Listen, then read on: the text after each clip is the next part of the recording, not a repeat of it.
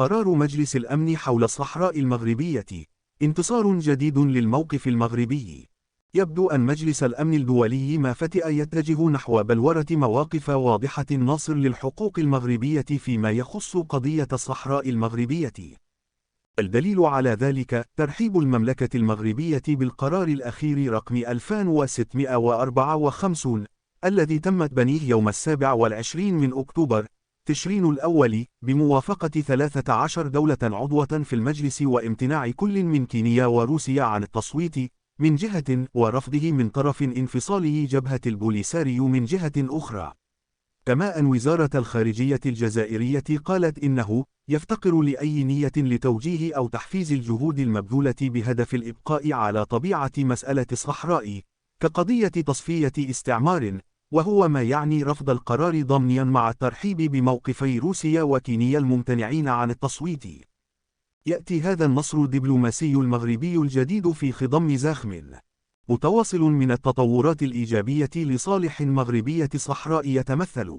في اعتراف الولايات المتحدة بسيادة المغرب على الصحراء، وإقرار 11 دولة أوروبية بأن الاقتراح المغربي حول حكم ذاتي في الصحراء تحت السيادة المغربية هو حل سياسي عادل وواقعي وأرضية للمفاوضات التي على الفرقاء إجراؤها تفعيلا لقرارات مجلس الأمن، وفتح حوالي 30 قنصلية لدول عربية وأفريقية وأمريكية في مدينة الداخلة والعيون اعترافا بسيادة المغرب على الصحراء، واهتمام دولي متزايد بالعلاقات الخطيرة لانفصاله جبهة البوليساريو مع إيران وميليشياتها المنتشرة في المنطقة العربية وما لذلك من تأثير على الاستقرار في شمال أفريقيا والساحل. قرار مجلس الأمن كرس أولا أن فرقاء النزاع هم المغرب والجزائر وانفصالي جبهة البوليساريو وموريتانيا. الطاولات المستديرة التي كان قد نظمها المبعوث الأممي السابق هورست كوهلر بسويسرا في 2018 و2019 كانت قد أكدت شكلا ومضمونا بأن للأطراف الأربعة دورا أساسيا في النزاع، المغرب كصاحب الحق التاريخي في الصحراء، جبهة البوليساريو كحركة انفصالية مكونة من صحراويين وشتات من دول الساحل والمطالب بانفصال الإقليم، الجزائر كداعم أساسي وراع لجبهة البوليساريو، وموريتانيا كدولة جوار تتقاسم تحديات تدبير حدود الصحراء مع الأطراف الأخرى. قرار مجلس الأمن دعا إلى إحياء هذه الآلية التي كانت وما زالت محل رفض من الجزائر لأنها تكرس دورها كطرف في النزاع، ومن طرف انفصال جبهة البوليساريو لأنها تؤكد أن أي حل للنزاع لا يمكن أن يكون إلا سياسيا توافقا عليه، وهو ما قد يؤدي إلى تبني مقترح الحكم الذاتي المغربي كأرضية للمفاوضات. وهذا ما أكد عليه قرار مجلس الأمن الأخير حين أشار للطاولات المستديرة كآلية للمفاوضات وأكد الطبيعة السياسية للحل الممكن للنزاع. من جهة أخرى، أكد القرار على ضرورة تسهيل مهمة بعثة الأمم المتحدة للصحراء مينورسو، وعدم عرقلة تموين فرق المراقبة المتمركزة في المناطق العازلة، وهو إشارة واضحة وإدانة صريحة للتحركات شبه حربية التي يقوم بها انفصالي جبهة البوليساريو في خرق سافر لوقف إطلاق النار. إن استمرار عرقلة عمل مينورسو في المناطق العازلة قد يؤدي إلى انسحاب هذه الأخيرة منها واستعادتها من طرف القوات المغربية، من المعلوم أن الجيش المغربي كان قد سلمها للأمم المتحدة لاعتبارها مناطق عازلة بموجب اتفاق وقف إطلاق النار في 1991، وما لذلك من عواقب على المسلسل الأممي برمته. ولم يترك مجلس الأمن الفرصة تمر من دون المطالبة بإحصاء وتوثيق هوية صحراويين المحتجزين في مخيمات تندوف. إذا كان هؤلاء لاجئين فيجب تطبيق اتفاقية جنيف لعام 1951 عليهم من طرف دولة الاستقبال، وإعطاؤهم بطاقة هوية، وإعطاؤهم الحرية في التنقل والانصهار في المجتمع أو الاستقرار في بلد ثالث أو القيام بنشاط اقتصادي مربح.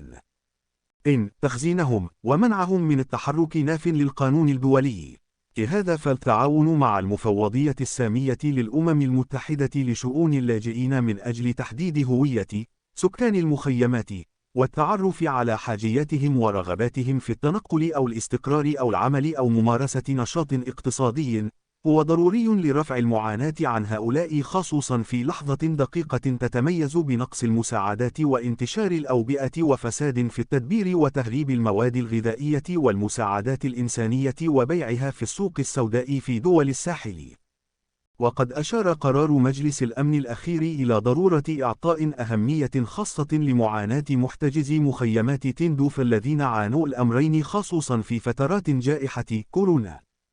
نقص الغذاء وتفشي مظاهر الفساد وشح المساعدات وانتشار الأمراض وانسداد الآفاق في أوجه الشباب تستوجب تدخلا عاجلا من طرف الدول المانحة لرفع المعاناة عن هؤلاء الذين يعيشون في منطقة ضبابية، فلا هم لاجئون بمقتضى اتفاقية جنيف، ولا هم سكان محتجزون من طرف ميليشيات تريد استعمالهم كورقة ضغط عند المفاوضات مع الطرف المغربي. كما أن تدبير الميليشيات للمخيمات فوق تراب دولة لها سيادة يطرح إشكالية قانونية حول من هو المسؤول أمام المنتظم الدولي، ومدى وجود منظومة للعدالة داخل المخيمات لصيانة حقوق السكان.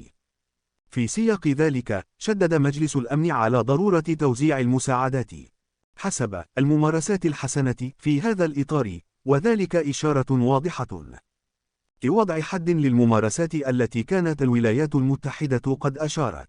إليها في السابق، وأكدها المكتب الأوروبي لمكافحة الغش والمتمثلة في تهريب المساعدات الغذائية وبيعها في السوق السوداء من طرف انفصالي جبهة البوليساريو. أزمة الغذاء الحالية في المخيمات هي نتيجة لشح المساعدات،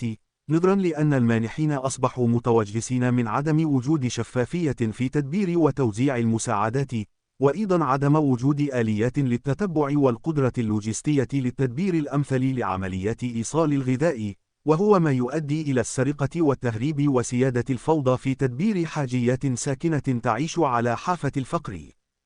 إن الجرأة التي اتسم بها قرار مجلس الأمن نصفت وبشكل